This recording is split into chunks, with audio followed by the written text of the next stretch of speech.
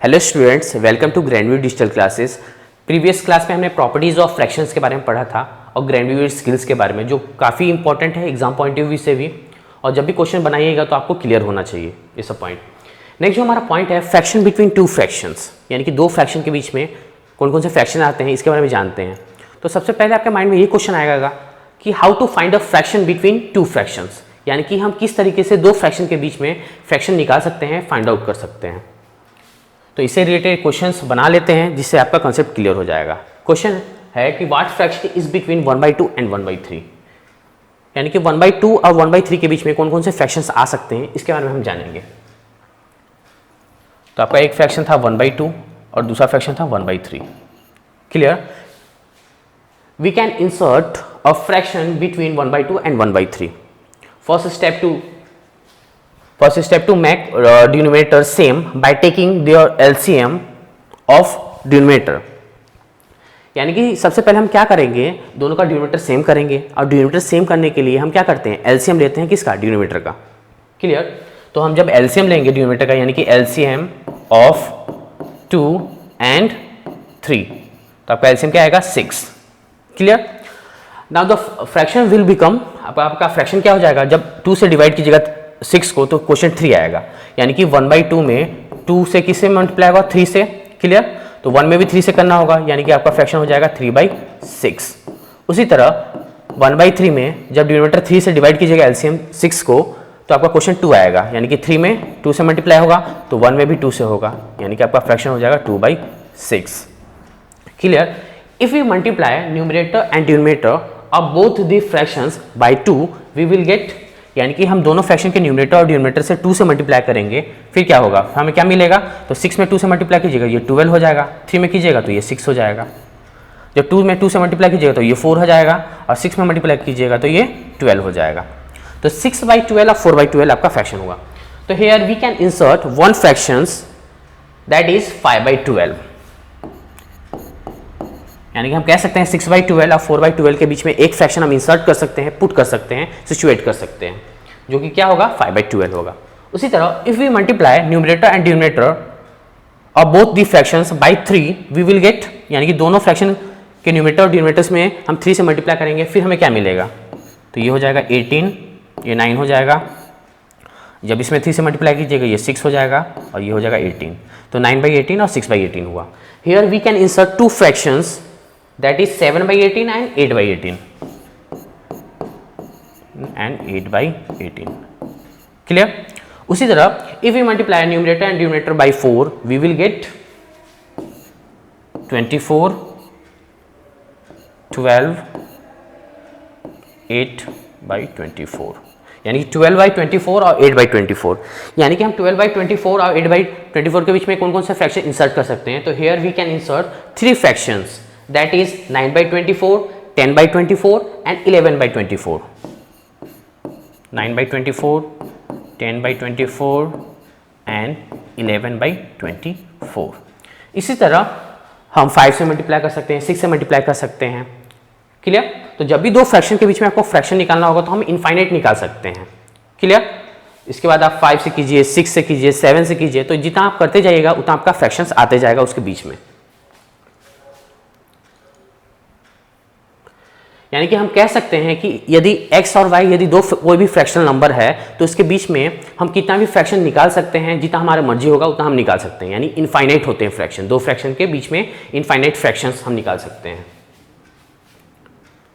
Next हमारा point है if x and y are any two fractional number, यानी कि x और y कोई भी दो फ्रैक्शनल नंबर है such that x is less than y, then, यानी कि पहला फ्रैक्शन दूसरे फ्रैक्शन से यदि छोटा है, फिर तो x जो होगा, x और y को जब ऐड कीजिएगा, x और y दोनों, यानी कि दोनों फ्रैक्शन को ऐड कीजिए, डिवाइड बाय 2 कीजिए, तो ये जो वैल्यू आपका फ्रैक्शन जो आएगा, जो भी फ्रैक्शन का वैल्यू जो आएगा वो x से बड़ा होगा और y से छोटा होगा। या फिर हम कह सकते हैं कि x और y, यानी कि दोनों फ्रैक्शन को ऐड कीजिए और 1/2 से मल्टीप्लाई कर दीजिए, तो जो वैल्यू जो आएगा वो x से बड़ा होगा और y से छोटा होगा। तो हम कह सकते हैं कि in other words the fractional number x + y/2, यानी कि हम कह सकते हैं x + y / 2 है, ये जो होगा लाई करेगा, lies between x and y। Clear? यानी कि जब भी दो फ्रैक्शन को ऐड कीजिएगा, लेकिन कंडीशन होना चाहिए, पहला फ्रैक्शन दूसरे फ्रैक्शन से छोटा होना चाहिए, उस समय होगा। क्लियर? तो यानी कि जब भी दोनों फ्रैक्शन को ऐड कीजिएगा, डिवाइड बाई 2 कीजिएगा, तो जो वैल्यू आएगा आपका, जो भी फ्रैक्शन आएगा, वो फ्रैक्शन x से बड़ा होगा और y से छोटा होगा। क्लियर? यानी कि दोनों के बीच में आएगा। तो हम कह सकते हैं कि the fractional number x plus y by 2 is called the mean of x and y। Clear? क्योंकि ये मिडिल वैल्यू होता है। जो भी आपका दोनों फ्रैक्शन को ऐड कीजिएगा, डिवाइड बाई 2 कीजिएगा, तो ये दोनों फ्रैक्शन के बीच में आता है, मिडिल वैल्यू होता है, इसलिए इसे मीन कहा जाता है x और y का। इससे रिलेटेड क्वेश्चंस का प्रैक्टिस कर लेते हैं। क्वेश्चन है, find the fraction which is as much greater than 2/3 as it is less than 11/15। यानी कि 2/3 से बड़ा होना चाहिए और 11/15 से छोटा होना चाहिए। क्लियर?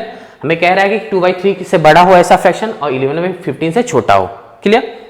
तो सबसे पहले हम देखेंगे कि पहला फ्रैक्शन दूसरे फ्रैक्शन से छोटा है या नहीं। तो हम क्रॉस मल्टीप्लाई कर लेंगे, 2 का मल्टीप्लाई 15 से कीजिएगा तो ये 30 हो जाएगा, और 11 का मल्टीप्लाई 3 से कीजिएगा तो ये 33 हो जाएगा।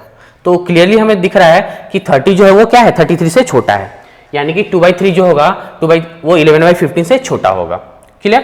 तो हमें रिक्वायर्ड फ्रैक्शन निकालना है, तो हम लिख देंगे देयरफॉर रिक्वायर्ड फ्रैक्शन, दोनों फ्रैक्शन को ऐड कर लेंगे और डिवाइड बाई 2 कर देंगे, यानी कि 2/3 प्लस 11/15/2। क्लियर? तो 2 एज इट इज रहेगा। 3 और 15 का एलसीएम लीजिएगा तो आपका 15 आएगा। क्लियर? अब 3 से जब 15 में डिवाइड कीजिएगा तो आपका 5 आएगा, तो 2 में 5 से मल्टीप्लाई हो जाएगा, तो ये हो जाएगा आपका 10। क्लियर? प्लस का साइन था तो यहाँ पे प्लस का साइन आ गया। और जब 15 में 15 से डिवाइड कीजिएगा तो 1 आएगा, तो 11 में 1 से मल्टीप्लाई होगा, यानी कि 11 एज इट इज आपका रहेगा।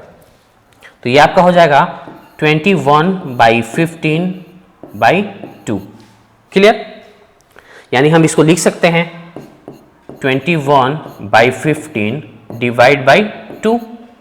क्लियर? तो ये आपका हो जाएगा 21/15, मल्टीप्लाई का साइन लीजिएगा। क्लियर? तो ये इसका रेसिप्रोकल हो जाएगा, 2 के नीचे कुछ नहीं है तो हम क्या मान सकते हैं, 1 मान सकते हैं। तो ये आपका इसका रेसिप्रोकल क्या हो जाएगा, 1/2। अब ध्यान से देखिएगा तो 21 और 15 जो है वो 3 के टेबल में आते हैं, तो कैंसिल आउट कर लेंगे। 3 5 जा 15 और 3 7 जा 21। अब से न्यूमरेटर का न्यूमरेटर के साथ मल्टीप्लाई और डिनोमिनेटर का डिनोमिनेटर के साथ मल्टीप्लाई हो जाएगा। तो 7 × 1 कीजिएगा तो ये हो जाएगा 7, और 5 × 2 कीजिएगा तो आपका हो जाएगा 10, यानी कि 7/10। तो हम कह सकते हैं 2/3 से 7/10 क्या होगा, बड़ा होगा, और 7/10 जो होगा वो 11/15 से क्या होगा, छोटा होगा। क्लियर? तो यानी कि 7/10 जो होगा वो मीन होगा किसका, 2/3 और 11/15 का। क्लियर? तो इसी तरीके से हम फाइंड आउट कर सकते हैं दो फ्रैक्शन के बीच का मीन वैल्यू। लेकिन इसके लिए ये आपको ध्यान रखना होगा कि पहला फ्रैक्शन दूसरे फ्रैक्शन से क्या होना चाहिए, छोटा होना चाहिए। नेक्स्ट हमारा पॉइंट है इंसर्टिंग अ फ्रैक्शन बिटवीन 2 गिवन फ्रैक्शन, यानी कि जब भी दो फ्रैक्शन दिया गया हो और उसके बीच में एक फ्रैक्शन इंसर्ट करना हो, तब हम कैसे करेंगे।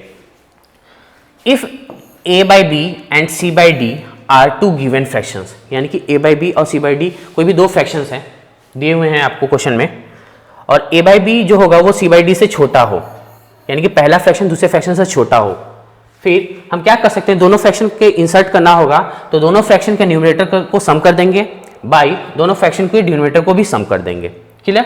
यहाँ पे a जो है न्यूमरेटर है, यहाँ पे c न्यूमरेटर था तो a + c कर दिए, बाई अब b यहाँ पे क्या था, डिनोमिनेटर, यहाँ पे d डिनोमिनेटर था तो b + d कर दिए, यानी कि sum of their numerators by sum of their denominator कर देंगे। इसे रिलेटेड एग्जांपल्स एक क्वेश्चन का प्रैक्टिस कर लेते हैं, जैसे कि 2/3 और 5/6 है। क्लियर? तो सबसे पहले देख लेते हैं 2/3 और 5/6 में 5/6 बड़ा है कि नहीं। क्लियर? तो 2 का मल्टीप्लाई 6 से कीजिएगा 12 हो जाएगा, 5 का मल्टीप्लाई 3 से कीजिएगा तो ये 15 हो जाएगा, यानी कि 12 जो है वो लेस देन है 15। तो हम कह सकते हैं 2/3 जो होगा वो 5/6 से क्या होगा, छोटा होगा। क्लियर? तो हम इंसर्ट कर सकते हैं, दोनों फ्रैक्शन के न्यूमरेटर को ऐड कर देंगे, दोनों फ्रैक्शन के डिनोमिनेटर को ऐड कर देंगे, यानी कि 2 + 5 कीजिएगा। क्लियर? और 3 + 6 कीजिएगा तो 2 + 5 आपका 7 हो जाएगा, और 3 + 6 कीजिएगा तो आपका 9 हो जाएगा। क्लियर? तो 7/9 इसके बीच में हम इंसर्ट कर सकते हैं। एक क्वेश्चन है, insert fraction between 2/5 and 5/10। 2/5 and 5/10 दिया गया है, इसके बीच में फ्रैक्शन हमें इंसर्ट करना है। तो सबसे पहले चेक कर लेंगे पहला फ्रैक्शन छोटा है कि नहीं।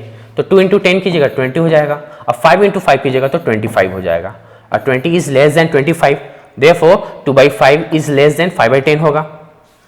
क्लियर? अब रिक्वायर्ड फ्रैक्शन हमें निकालना है, तो हमारा हो जाएगा required, therefore required fraction equals to sum of their numerators यानी कि 2 + 5 by sum of their denominator यानी कि 5 + 10। तो ये आपका हो जाएगा 7/15। क्लियर? तो 7/15 हम इंसर्ट कर सकते हैं, सिचुएट कर सकते हैं। नेक्स्ट है हमारा representing fractions on a number line, यानी कि फ्रैक्शन को हम नंबर लाइन पे किस तरीके रिप्रेजेंट कर सकते हैं, दिखा सकते हैं। जैसे क्वेश्चन है represent 14/5 on a number line. बच्चों एक बात ध्यान दीजिएगा कि आपका जो भी प्रॉपर फ्रैक्शन होगा वो इसके बीच में लाई करेगा। क्लियर? प्रॉपर फ्रैक्शन यानी कि प्रॉपर फ्रैक्शन का हमने इंटरवल देखा था कि 0 से क्या होता है, बड़ा होता है, और 1 से छोटा होता है। लेकिन कभी कभी 0/4 भी आ जाता है, जो कि हम जिसे किसी में कंसीडर करते हैं तो प्रॉपर फ्रैक्शन में कंसीडर करते हैं। तो 0/8, 0/1, 0/2, 0 मतलब न्यूमरेटर यदि 0 हो और डिनोमिनेटर कोई भी आपका नेचुरल नंबर हो, उस केस में हमारा नंबर लाइन कहाँ पे रिप्रेजेंट होगा, तो 0 पे होगा। जैसे 0/8 मुझे दिखाना होता तो मैं कहाँ पे दिखाता, 0 पे ही दिखा देता, यहीं पे लिख देता 0/8, क्योंकि 0/8 इक्वल्स टू क्या होगा, 0 होगा। उसी तरह 0/4 इक्वल्स टू 0 होता है। तो जब भी 0 बाई कोई भी नेचुरल नंबर हो और उसे रिप्रेजेंट करना होगा तो हम 0 पे उसे रिप्रेजेंट कर सकते हैं। क्लियर? क्योंकि उसका वैल्यू एग्जैक्टली क्या होता है, 0 ही होता है। क्लियर? लेकिन हम क्या करते हैं, फ्रैक्शन में एक्सप्रेस करते हैं। क्लियर? उसी तरह यदि इम्प्रॉपर फ्रैक्शन को दिखाना होता तो इम्प्रॉपर फ्रैक्शन जो होगा या फिर एग्जैक्टली 1 पे होगा या फिर 1 से बड़ा होगा। क्लियर? यानी कि इस साइड से इम्प्रॉपर फ्रैक्शन स्टार्ट हो जाएगा, 1 पे हो सकता है एग्जैक्टली या फिर 1 से बड़ा होगा। लेकिन यदि मिक्स फ्रैक्शन को दिखाना होगा, यदि मिक्स फ्रैक्शन को दिखाना होगा तो वो हमेशा 1 से बड़ा होगा। क्लियर? क्योंकि जैसे कि इम्प्रॉपर फ्रैक्शन में 2 केस होते हैं। एक केस होता है न्यूमरेटर और डिनोमिनेटर क्या हो जाते हैं, सेम, जैसे कि 7/7, 7/7, 8/8, है ना। तो इसका वैल्यू एग्जैक्टली क्या आ जाता है, 1/1 होता है, यानी कि 1 आ जाता है। क्लियर? तो एग्जैक्टली हम 1 पे दिखा सकते हैं। लेकिन जब भी न्यूमरेटर बड़ा हो डिनोमिनेटर से, जैसे 8/7 हो, 9/7 हो, तो इस वाले केस में क्या होता है, 1 से बड़ा हो जाता है। क्लियर? तो इसलिए मिक्स फ्रैक्शन का कहा जाता है कि जो वैल्यू होता है 1 से बड़ा होता है, क्योंकि जब न्यूमरेटर डिनोमिनेटर सेम होगा तो 1 पे आ जाएगा। क्लियर? तो उसे मिक्स फ्रैक्शन में एक्सप्रेस करने की जरूरत ही है ही नहीं।